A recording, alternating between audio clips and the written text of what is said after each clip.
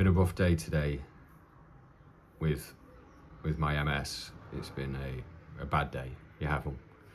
I have bad days and I have good days, and today's been a bit of a hard one. But I thought I could just talk to you a little bit about some things I've been thinking about, and to just make you aware of some aspects of deleting dad. So first of all, welcome. Thank you for coming again. And if you're new, welcome, and I hope you get something from this. I was thinking about what I want to do is to sort of point you in the direction of deleting dad. This is a project I set up a few months back, around kind of actually start of the year, sort of January time. You'll find it at deletingdad.co.uk, and it's a UK-based project for fathers and their wider family that are targeted in parental alienation. The project is collecting stories of these fathers with a view that I will publish a book. The project will publish a book of all these stories. Every story that is submitted is first anonymized, and that is to safeguard the anonymity of those fathers. And by doing that, we are safeguarding the anonymity of their children and anybody associated with them. The last thing I would want to do is to make a horrible and emotionally stressful situation worse for fathers or their children or any wider family. So if you are a father that has been targeted in parental alienation based here in the UK, check out the project at deletingdad.co.uk. I'll put a link in the description as well, so you can have a look at that.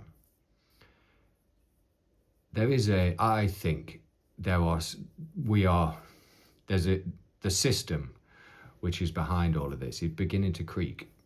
You know, parental alienation has just become, it's already a criminal matter in Mexico, in Brazil, in certain states of the US. And I think it's just been brought in, if I'm right, I don't know whether it's criminal, but it's just been recognized in Denmark.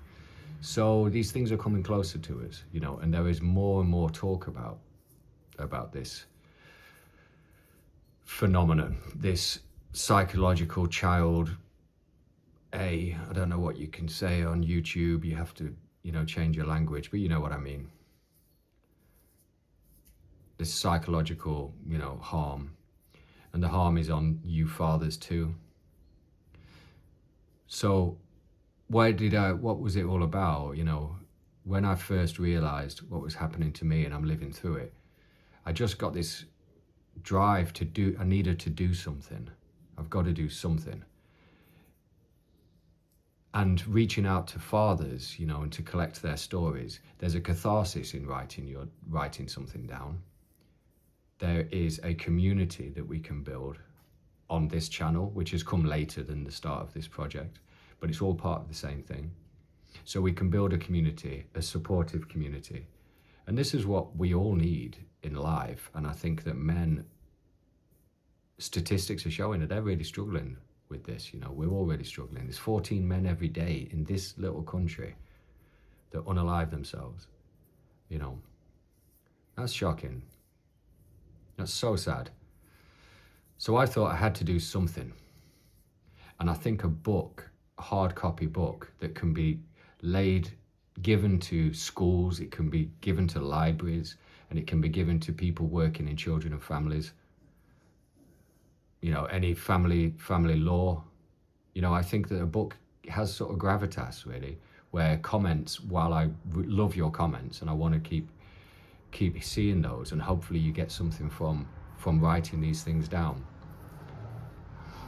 I get a lot from speaking to you, so hopefully you do too. But I think a book has that gravitas, that it might help to put something else in that balance scale. Everything's all been on one side for so long, and it's time that we started having our voices heard too. So that was what was behind it. And I'm aware of just the damage that is being done to fathers.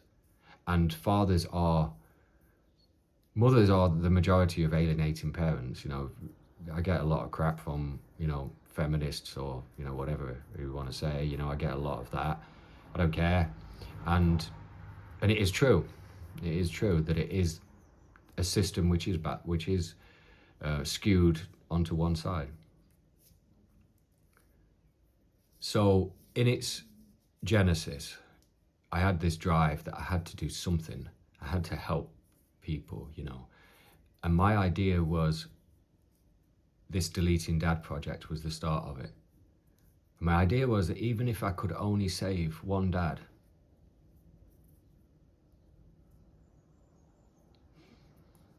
that would be my success, just one. And who knows how many you could save. So I started the project, doing it all alone, trying to work things out. I'm not particularly tech savvy. You've probably worked that out from these videos, But I've got a passion, to help with all of this. So if I could just save one dad, and as I've gone further into this project, I've begun to kind of think that I might be that dad. And I'm grateful to you for listening. I used to just have Samaritans on speed dial. I'm surprised I'm not even banned. I don't know if they ever block anyone's calls, but they probably just thought we're sick of hearing from him. But I've joined men's groups. One of your comments on a recent video, somebody's commented that, that there's support out there. And I've joined a men's group. I hit rock bottom, I hit rock bottom and I thought, what am I going to do? And that's where Deleting Dad started. And I've joined a men's group which I go to every week. I'm supposed to be there tomorrow, but I'm feeling so rough that I don't think that's looking very likely. But I really value those friendships that I've gained from there, that I've built. And so I would encourage anybody, who's going through it to look what's around in your locality and what groups there are, Don't be one of those 14. Please. And I think that's all I've got to say, really. I'm sorry for being a bit tearful. Today's been a rough day. And I get like this. I got like this at the best of times. I've always been like that. I suppose I'm an emotional person, really. I think that's why I smoke so much,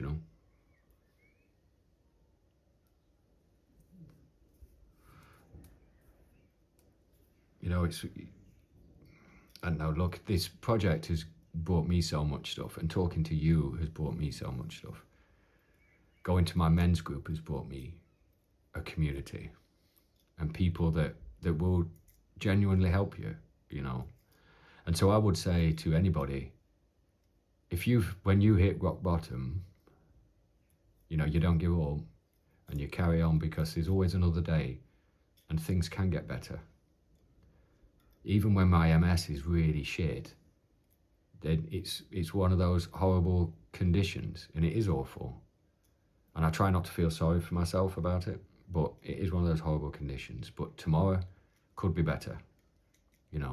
I have a cousin who suffers from this same thing, and she said, and I said to her early on, do you have good days and bad days?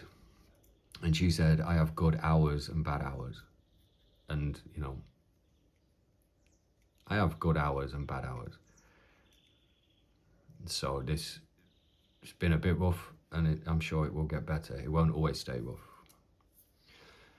But most of all, I'd like to say to you from my heart, thank you for giving me this time, and thank you for listening. And make me that promise that if you need it, you'll look for that support. You'll look for that help. And I want to see you again. All the best to you. All the usual jazz. The score, I don't know what it is. What is it like?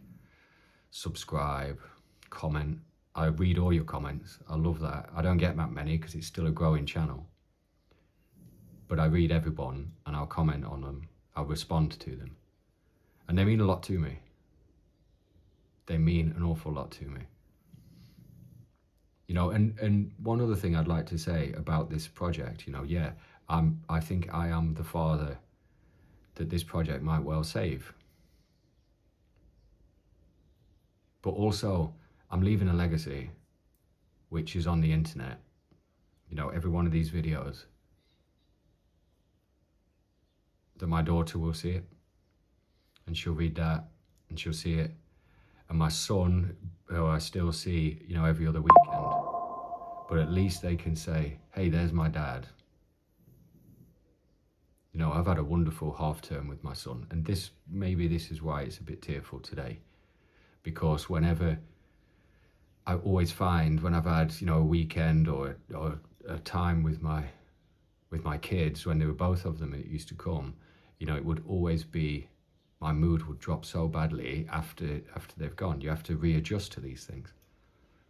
So I think that might be why I've been so tearful today. Thank you for your time. I send you all my love, and I want to see you again. All the best, eh?